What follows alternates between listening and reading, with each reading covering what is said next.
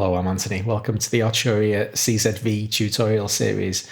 CZ was a family of synths that Casio released in the mid to late 90s to compete with the mighty Yamaha DX family, and it uses a very similar process. It uses a synthesis type called Phase Distortion, which is really just a flowery name for frequency modulation. Yamaha had all sorts of patents and trademarks on frequency modulation in the 80s. The synth manufacturers were scrabbling over themselves, trying to come up with ways to basically describe things without getting themselves into legal trouble. So phase distortion is fundamentally frequency modulation, and that's what we're going to have a look at today. We're going to have a look at how this synthesizer generates sound. Right then, today we're going to start with our default sound, which you'll find in the template folder. And at the moment, it's just a sine wave. That's the basic sound that the synthesizer makes at the moment. It's generating a single sine wave. We have two kind of oscillators. They're actually oscillator pairs and they're called lines. At the moment, just line number one is on. As you'll see shortly, a line basically comprises two independent oscillators that join their waves consecutively in order to form one composite wave. That's why they use the slightly different terminology. Line 2 is turned off at the moment, so we're just hearing a single output from this line generator. And what that looks like is a sine wave. You can see in the master oscilloscope, we've got a sine wave, but it's actually a composite of two separate oscillators working simultaneously. And you can see that in this little readout down below. Now, obviously, it's not spectacular to generate sine waves, but that's the core sound. It's important to note that fundamentally the synthesizer generates sine waves, and then we're going to manipulate or modulate those sine waves in order to generate something slightly more interesting. And this is where the line comes in. As you can see, we've got two separate oscillators represented by these two different wave shapes. And we introduce these wave shapes, basically modulate the sine, treat the sine wave as effectively a carrier. The line is therefore contributing modulators, if you're thinking about it in FM terms. And we introduce this modulation via a component known as the digital control wave, DCW. So if I press a note on my keyboard, we start off with a sine wave. As I introduce the digital control wave, as I allow the DCW to start doing work, it's going to begin morphing the sine wave into a sawtooth. And when I say sine wave, it's really sine waves. At the moment, we've got two separate sawtooths being applied to two separate sine waves. And at 100% DCW, the sawtooth completely takes over and none of the sine wave is identifiable anymore. Now, it's a bit tricky with this default patch to really tell what's going on because we've got two waves of identical shape. So let's change the shape of oscillator / modulator number 2 to something else. Let's give it a pulse. There we go.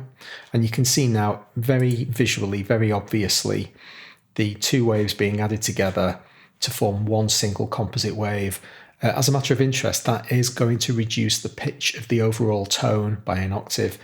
The pitch that you would ordinarily expect an oscillator to generate for any particular key pressed drops by an octave because these two waves are being added together and then considered to be one composite term, which basically means half the number of waves are being output, which reduces the pitch by an octave. Don't particularly need to worry about it. It's just a kind of interesting quirk of this synthesizer. That's how it works.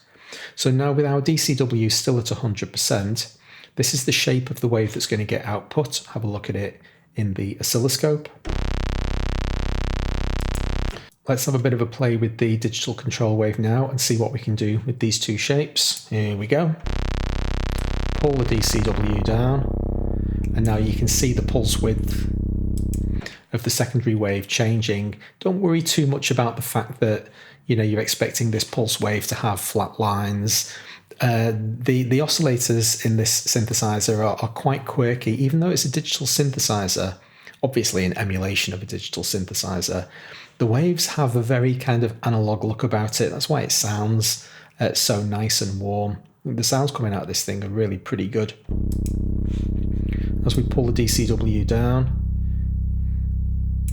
you can see that the pulse modulation on top of the sine wave, the underlying sine wave that is really kind of struggling to break out, is now starting to impose itself, and we're getting back to what will ultimately become two sine waves again. And we've got this lovely modulation between them. Okay, that's all very well and good, but we're in static land here. This DCW is a fixed amount. At the moment, I'm applying 68% modulation of the modulating waves onto the carrier, but it can actually also have an envelope applied as well. Turn the manual DCW down, and now we'll have a look in this lower window below. Got 3 different tabs. Today we're just concerning ourselves with the DCW envelope, and these nodes underneath basically allow us to describe a journey that the DCW is going to go on over time to apply the modulator to the carrier. So as I click in this box, I'm creating nodes that are ultimately going to describe an envelope. The node labelled S is the sustain point. I'll just press a key and we'll see what we get. Pretty cool. If we decide that we want the sustain point to be somewhere else, we can simply double click any of the nodes, and it will now reset the sustain point there.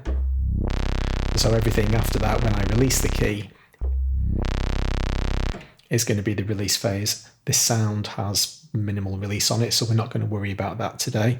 We're just mostly interested in this increase curve. If I want to get rid of some of these nodes after the sustain point because they're useless to me, I can right click on them and that will throw those nodes away. You always have to have one terminating node right at the end. If this envelope disappears off screen and is too big to see, you can simply single click in the label, the DCW label, and it will refocus the envelope so that you can see the whole thing. And here's our sustain point now. You can also see for each node that we select how long it's going to take to get to that point. Just jump forward there because it got it scaling a little bit weird. Jump to about 8 seconds, which I don't want. So that's fine. Now these 2 methods of controlling the DCW, the digital control wave, are cumulative and they can't go past 100%. So the fact that the envelope is now at 100% up here, if I set the sustain point basically to effectively no time, once the note is up and running and sounding like that, there's no more that I can add. You can't go past maximum. This isn't Spinal Tap. What we can do, however, if we have the envelope set to something that's not 0, so it's now going to take 8 seconds for the envelope to describe its curve, we could manually introduce some DCW to get us up and running with a head start. So here's me basically pressing the key and letting the envelope do all the work. But if I want it to start maybe at 50%, this manual value is basically going to add its modulation amount to the envelope, and when we max out at 100%, that's going to be it. And there, we're pretty much maxed out now, and we're not really hearing any extra change from that point onwards. I'm just going to make this lower window behave itself a little bit more. The scaling is crazy because I made this node at the end so long at 32 seconds. It's making it very difficult to actually see anything. So I'm going to pull that in. Once again, click my tab. That resets my envelope curve. And now I've got a little bit more fine control over the sustain point. And we're all good. Now, if you don't want to describe 2 different waves to act as your modulators, you kind of haven't got that much choice because there are 2 sine waves under the hood. What you can do is link the 2 modulators together, which means you're only having to describe 1 wave. So if I click this link symbol, what's basically happened there is a copy and paste. Whatever is in the left-hand window has just been assigned to the right-hand window, and it is an overwrite. If I turn that linking back off, you can see that I've lost my old option. Not the end of the world, just something we need to know about. So now that these 2 things are linked, every time I make a change to one of them, it's going to be reflected on the other. I'm going to limit the discussion of the various waves that we've got to play with today to 5 of them. Source, square, pulse, double sine is an interesting one. You can see that we've got a convoluted sine wave.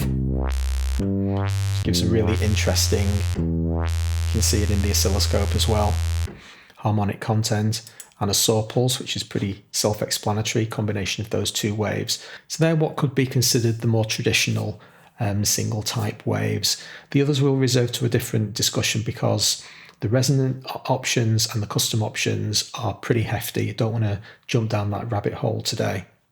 What I do want to do, however, is introduce line 2. So now I'm going to turn line 2 on. I'm going to leave this one unlinked. So line 1 is linked with that pair of saw pulses. Line 2 I'm going to leave decoupled. I'll choose a sawtooth and a double sine. And now I'm just going to meld these two together.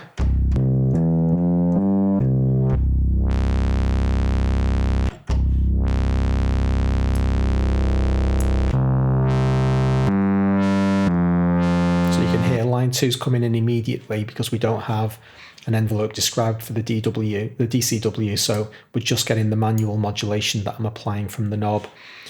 Line 1, however, has this attack period before we get to the sustain point. So as I hold the note down, it's line 1 that's introducing that extra modulation.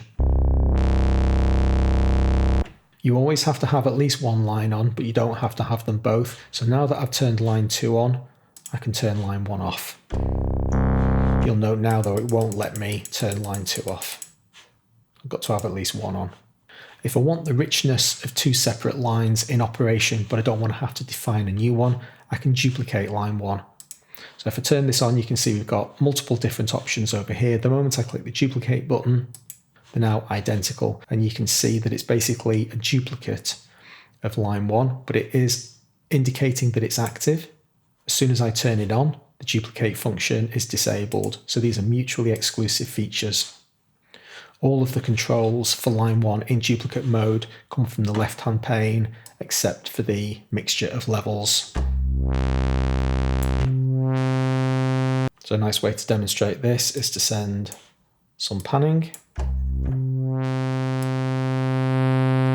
then you can hear the right-hand side. If you're in stereo, you can hear the right-hand side changing volume.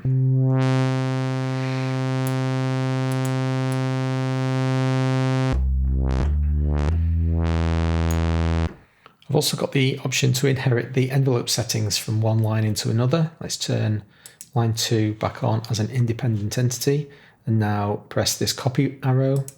As you can see, all of the envelope settings have been carried across, but the modulators, the DCW settings, they're all still independent. So now I've got that increase of DCW over time.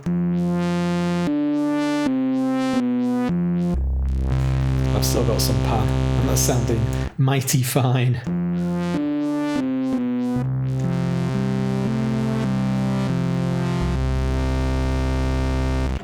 Hope that was a useful introduction to the synthesis engine. Hope you enjoyed it. Please hit like if you did. I'll see you next time. Thanks very much.